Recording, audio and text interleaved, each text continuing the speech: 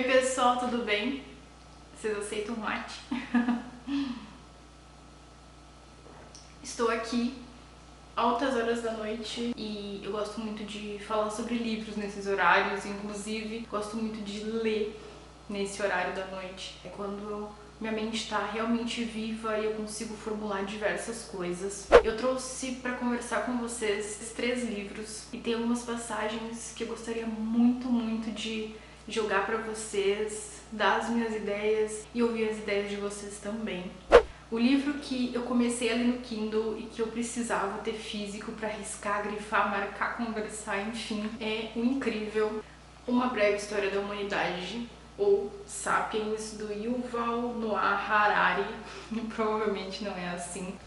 O também sensacional, que eu li diversas vezes e me fez refletir muito sobre o mundo, sobre a vida, que é Ideias para Adiar o Fim do Mundo, do Ailton Krenak. E um que já apareceu por aqui em leituras já faz algum tempo, mas que nunca sai da minha cabeça, O Mundo Assombrado pelos Demônios, do Carl Sagan.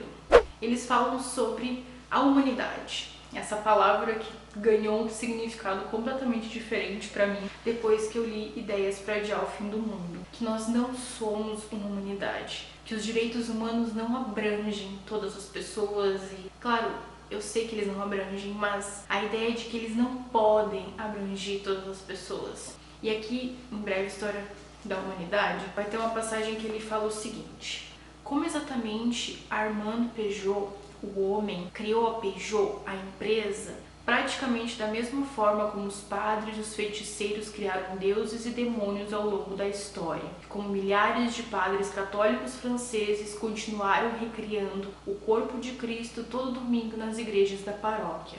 Tudo se resumia a contar histórias e convencer as pessoas a acreditarem nelas. E é muito importante pensar na religião, pensar na sociedade, pensar nos direitos humanos, na ONU, nas corporações, como ficção coletiva. Nós criamos essa ficção, nós inventamos. Elas não existem fisicamente, não são como leões, não são como rios, não são palpáveis. Elas existem apenas no nosso imaginário.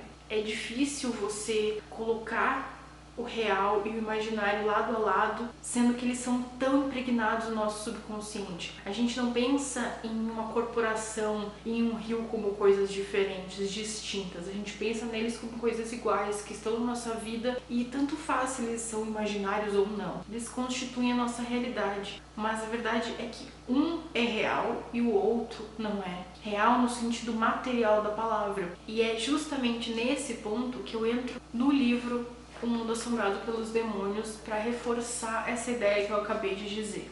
Você acredita em UFOs? E ele respondeu: sempre me impressionou o modo como a questão é formulada, a sugestão de que não se trata de um problema de evidência, mas de crença. Nunca me perguntaram: é de boa qualidade a evidência de que os UFOs são espaçonaves alienígenas? Então as pessoas elas não tratam a questão dos extraterrestres como uma ideia, elas tratam como uma evidência, não como uma crença.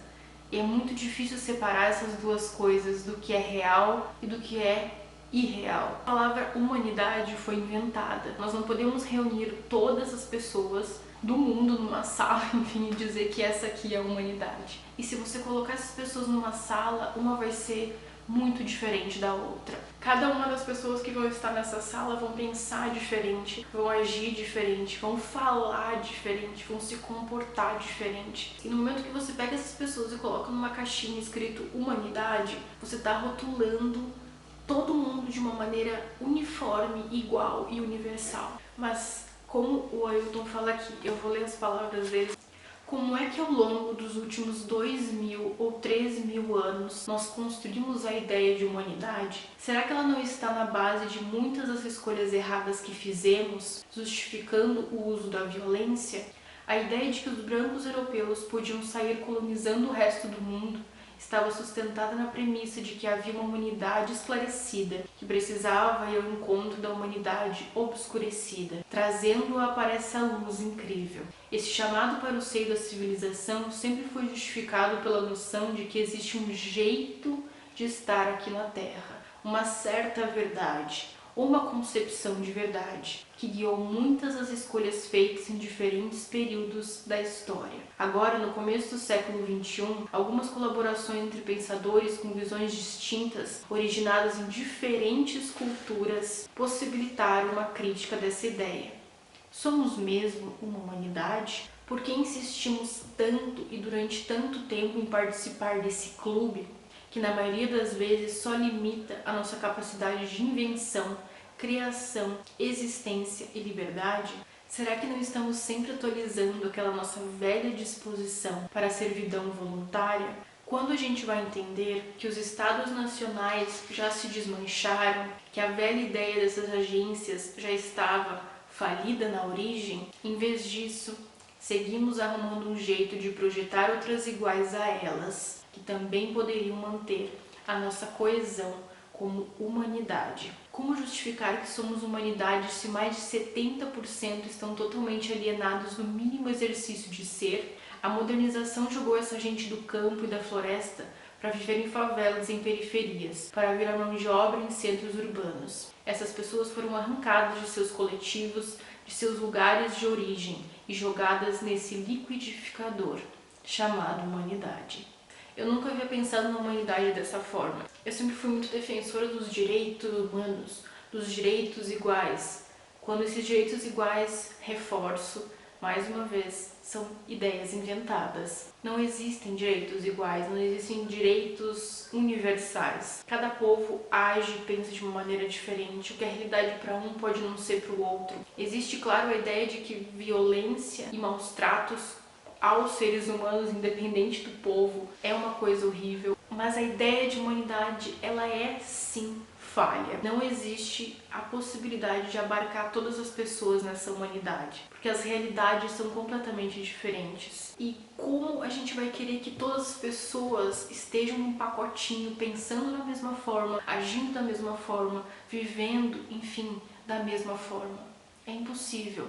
E é isso principalmente que Sapiens traz desde o começo. A nossa grande revolução foi cognitiva. Nós criamos crenças, ficções. Nós somos talvez os únicos animais capazes de criar, inventar, pensar em coisas que não existem. E isso revolucionou a nossa espécie. Fez com que a gente se destacasse das demais, ou não tão destacado no caso, a gente apenas dominou o planeta todo com a nossa forma de pensar. E eu penso muito sobre isso e tento da melhor maneira pesquisar todas as fontes possíveis para formar a minha própria opinião. Acho isso muito importante. São autores de diferentes partes do mundo falando sobre um assunto que é comum a todos nós. E se vocês tiverem indicações de livros que abordem esse assunto, me contem aqui nos comentários o que vocês pensam sobre o assunto também. E eu espero que vocês tenham gostado desse vídeo. Não deixem de clicar em gostei, de se inscrever no Pensar no Ler para receber os novos vídeos. Um beijo e até a próxima. Tchau!